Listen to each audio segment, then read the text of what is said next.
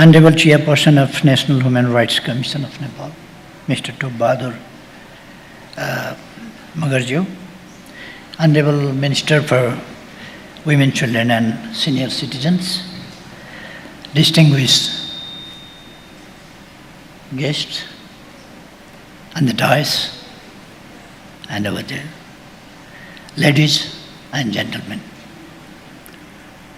It is an honor for me to address this program as a chief guest, and I am happy to be a part of this international conference on gender inclusion within NHRIS, being organized by the National Human Rights Commission of Nepal. It gives me a great pleasure to address international and national audience, which has gathered to participate in this conference of universal importance and contemporary relevance.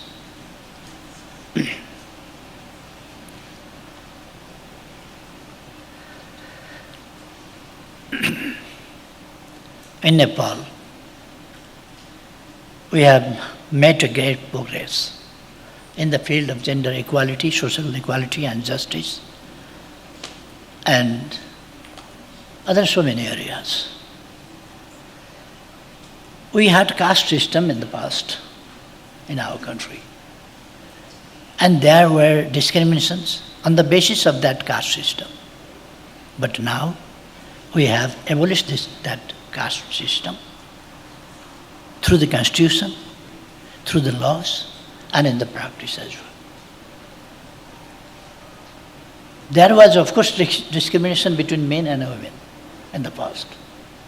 But now we have made a great achievement in this field also. Now,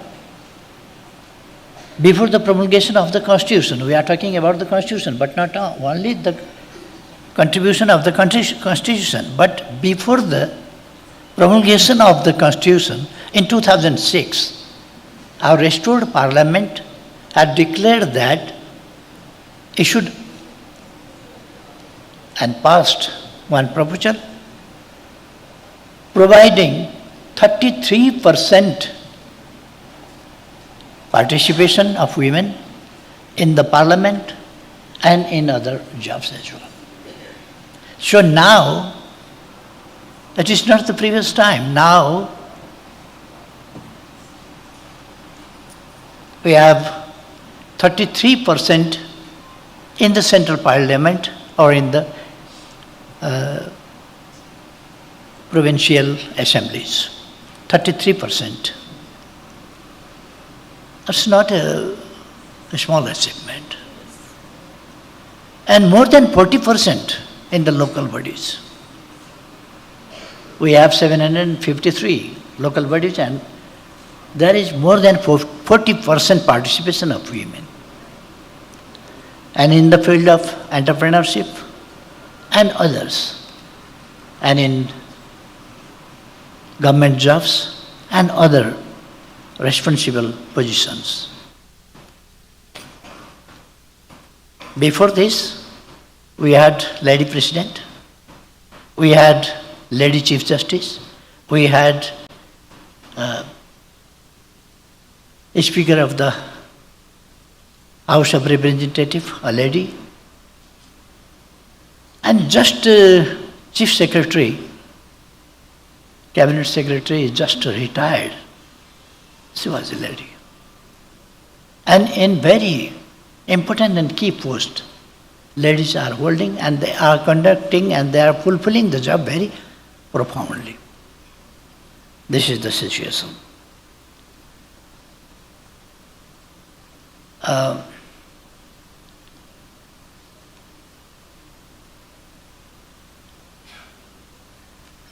Today, our commitment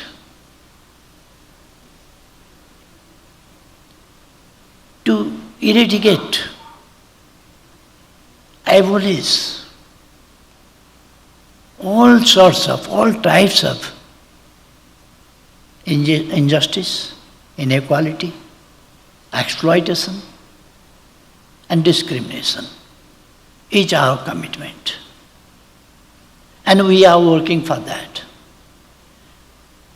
But we have to understand that more than 20% of the population is still facing the below poverty line situation.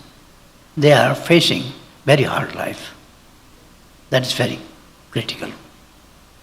And without abolishing that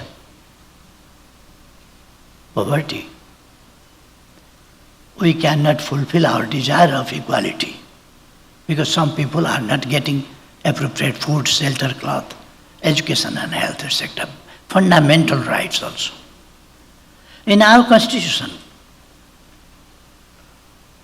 we have mentioned 31 articles are dedicated for fundamental human rights.